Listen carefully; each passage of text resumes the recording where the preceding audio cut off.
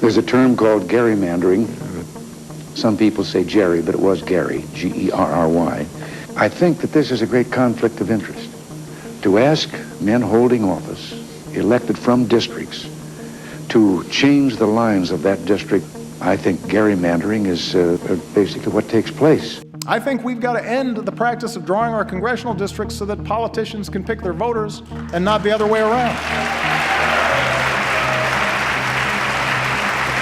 Let a bipartisan group do it. Gerrymandering undermines our democracy, allowing politicians to shield themselves from accountability to the public by manipulating our voting maps and predetermining the outcome of our elections before a single ballot is cast. The term originates with Elbridge Gerry, an early 19th century governor of Massachusetts who approved voting districts drawn by his party to unfairly favor their own side. The editor of a local newspaper noted that one of those districts looked like a salamander.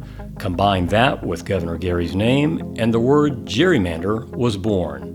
It's a problem that has persistently plagued our nation, with Democrats and Republicans both guilty of gerrymandering, while we, the voters, have suffered. By the Constitution, our votes are supposed to hold weight, and with gerrymandering, they simply don't. Our elected officials are chosen before we get to the ballot box, and that's just not right. That's not fair. We have fought long and hard the struggle over years, from civil rights, the suffrage movement, to have moments of fairness and equality and equity, and gerrymandering is none of the above. Gerrymandering isn't new to North Carolina, but in recent years the practice has become even more perniciously effective in rigging elections, with politicians employing sophisticated mapping technology to slice and dice our state, separating communities and dividing neighborhoods with surgical precision, depriving voters of a choice and a voice in our elections. We have more choice in going to a car dealer than in a grocery store than we do in choosing our politicians. One of the most egregious recent examples of gerrymandering could be seen at North Carolina A&T State University in Greensboro, the largest historically black college in the nation. In 2016, Republican legislative leaders drew what was, by their own admission, a blatant gerrymander that split NCA&T into two different congressional districts, fracturing the voting power of that predominantly African-American campus community. When people say that you have to vote in regards to changing people in your legislature when you don't like things going on, how can I vote knowing that my vote won't even have power? It's time to end gerrymandering now. We at Common Cause North Carolina are not new to this fight. We've consistently worked to end gerrymandering for decades.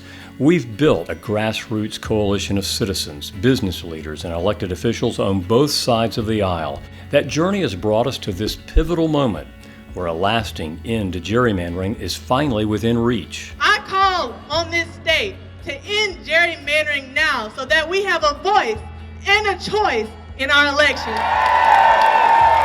This past year, we took gerrymandering to the court in Common Cause v. Lewis, challenging the legislature's illegal manipulation of our state House and Senate districts. North Carolina's 2017 House and Senate maps are extreme, intentional, and unconstitutional partisan gerrymanders. In September, we won a historic victory in our case.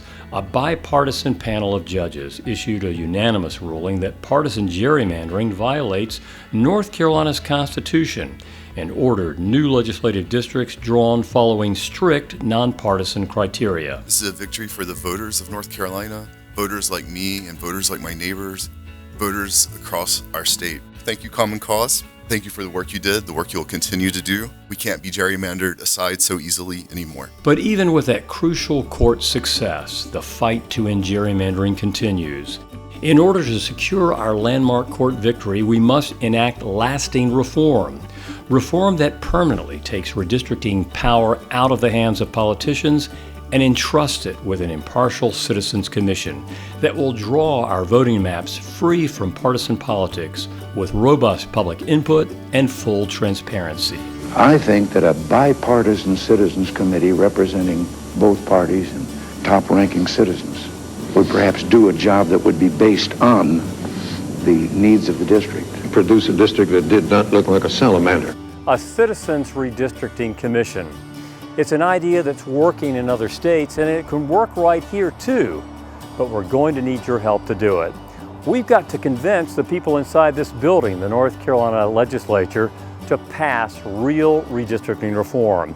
And the message particularly has to go to the legislative leadership. Talk to your friends, your family, your personal networks. Together, we can build a movement. In 2020, we can pass reform that can change things in North Carolina and make for a better democracy for us all.